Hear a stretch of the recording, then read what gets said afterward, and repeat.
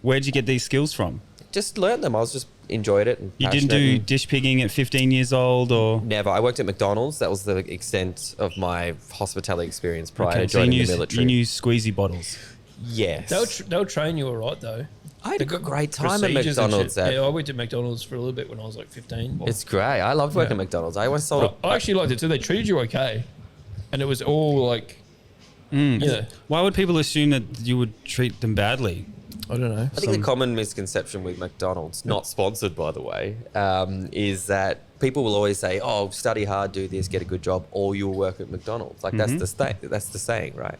Whereas McDonald's is actually one of the most amazing brands in the world. Like you go to any McDonald's anywhere in Australia, you have like the same product produced by children. Yes. Yeah. Consistency. And it's consistency. Yes. Right? And they would tell you, you got to have the belt on, you got to have a shirt on, you can't have the fucking thing unironed.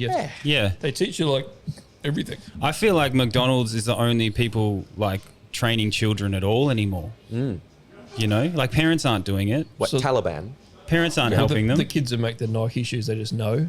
Yeah, the sweatshop kids. Yeah, well, I'm not talking about. Know. I think they just know. I don't think third world countries need more discipline. I feel like after like 80 years, that's passed down through generations. Yeah. No, they get it. Like they understand the rules. I liked working in China. It's these Australian kids that don't, and McDonald's is the only one that's whipping them into line. Can you imagine Aussie kids making a shoe? I can't imagine it. They're like, we've drunk out of every single one of these. Well, at the end of it, you're like, oh, it's it holds the beer all right. They would be slow. I know that.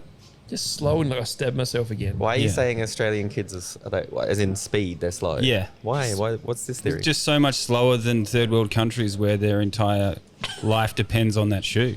I just think they'll be slow with the whole process, like because they know they can quit. Yeah. So it's like they would just be like they'd get through the pain or something that happened, they would adjust. Mm-hmm. I reckon everything that would come up would be like, this is my first shoe I've ever made, this is bullshit, mum, where are you? Yeah. And I don't think they have those kind of micro hand skills that someone in China would have. Yeah. You heard it here first, Asians, great dexterity. 100%. Yeah. I'll stand by that any day of the week. All right, so we've got a massive misconception that you were a cook in the army. Nah, man, I used to fucking blow shit up. So you're cooking at home and doing the army, and then you decide to go into hospitality? Yeah. So did 7 years and I was fucking hooked on cooking, man. I absolutely loved it. That's cool. I think because all ex-chefs, of which I am, will yet to be determined, to be honest. There's a lot of holes in this story. No, I'm out. And I'm gonna blow shit up. We'll look back on their time. They'll look back on all the bad things. But when you are when you first start and you're deep in and you're absolutely hooked on cooking and creating, it's fucking phenomenal. Yeah, it's amazing. And I was just doing that prior to the military. So then when my military time was coming to an end, I'd signed up for 4 years. I'd done 7. I was looking down the barrel of going to a training establishment, and I wasn't really in for that. What was your first job? Well, I sort of went around the system a little bit, right? So I was like, I don't know if I want to do an apprenticeship, so I'll just go straight up and I'll do a Cert 2 first. And then I entered a competition, which was like they picked 30 sort of apprentices from around Australia to go to Melbourne, and you just do this like competition for 5 days. I got accepted into that and did really well in that. And then while I was in Melbourne, I was like, hey, I'm going to go work for free for the following 3 weeks after that at a whole bunch of fine dining restaurants. A lot of that sort of simplistic cooking was foraging, all that sort of stuff was very on trend. I like doing that. I would actually forage myself because I sort of took what my military things, and I used to hike already. So I was doing foraging as well. Yeah, I feel like you forage, but also dig a trench. The only person to forage with an M16 rifle. Do they teach you that like survival in? I guess it's bush tucker. In a Cert 2 hospitality course, do they teach you survival? No, in the army, like. It was great. Well, my first chef there was the executive chef was amazing, but then the first dude I ever worked with was potentially one of the worst chefs I'd ever met. Nice. He was, because the first outlet I worked for was South American themed, and he was from somewhere in South America. Yeah. And he was extremely incompetent. but he was just hired because he had some authentic flavors, but he couldn't do anything under pressure. So he could be like X, Y, and Z, you know, in cold blood. Yeah. Fine. But as soon as shit got wild, he used to break down. I saw him take a docket when we were backed up one time, going down hard. He grabbed a couple of dockets, had a look at him, looked left, looked right, and just fucking chucked him in his pocket. And I was like, no fucking way. And I remember, Holy shit. If I saw that, I'd swing, dude. That's the worst thing you can do. What is he hoping to happen? I was just about to blow up. I was brand new, so I was like, Exactly. Yeah. I'm going down myself in whatever the hell's happening, and I'm like, oh, he must be doing something with those later. And then panicking, obviously, when the thing happens, as in like the waiters come back and go, excuse me, where's this and this, and he goes, we don't have them. I was like, holy shit, that guy's Jack, you know, like he is just jacking on everyone. If I was young and I saw that, I would already know shit. We're a bit fucked here, but I would like you said, that doesn't help. But I'd like to see how he's gonna. Yeah. I've never seen this before. I'd like to see, but as a veteran, if I ever saw that, you're like, we are way worse off now. If you do that, you're just panicking. You're just that doesn't help anyone. It It's didn't help never us in gonna the help time. anyone. Did you see him do it more than once? Yeah, and it was like That was his go-to move. throw dockets on the fire. Oh my this is god. also my first job, as in that I've been like hooking in, you know, reading, learning, doing all this stuff at home, like when it's safe. Then I went to a school You're where reading it about was safe. You're reading about pickling carrots underground, fermenting things. And I'm like, this guy's oh, just wow. stuffing dockets in his pocket. And then I get into the fucking trenches, and I'm like, oh shit, there's people play dirty here, right? Yeah. And I was like, oh, this isn't good at all. But That's luckily, funny, actually, luckily yeah. got fired. So But there's a trend. Yeah. Anytime it gets busy, we lose 3 dockets. What is that? Why do those tables wait an hour and a half? Yeah, but I don't want that question ever. Just do them. No, my God. But more importantly, like, what's the customer's experience of that? So they sitting down, it's fucking X person's like anniversary, it's someone's birthday, it's we're taking grandma out for the night. All of a sudden, food. they order, they get excited, they start seeing food drop around them, and every other table which is that's the not worst them. feeling, hey? And You know then when they- a table comes out, you know it, you've clocked it, and a table comes out before you? Yeah, and then they're Yeah. going to start what? They're going to start giving the floor staff the eye to be like, Yes. can I get something's going on here? The floor staff's eventually going to go, No, I put what's through that going to docket. happen here? Yeah. And then they go back to the kitchen and they Now go, it's been an hour and a half. So that's those people who ordered that food that got stuffed in that pocket through a panic attack. Yeah. They not only deserve their money back, but they need a fucking good apology, because that sucks, man. Yeah, like what totally. if it was, hey, yeah. old mate just did the greatest thing ever. Let's go out and celebrate tonight.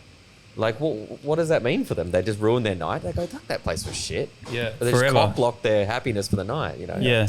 Sorry, Because to you think too had much to for the do- customer, but like, You had to do the dishes eventually, right? Like of course, like when they would put them back through. He'd be like, "Oh, we never got them." They'd be like, "Whatever."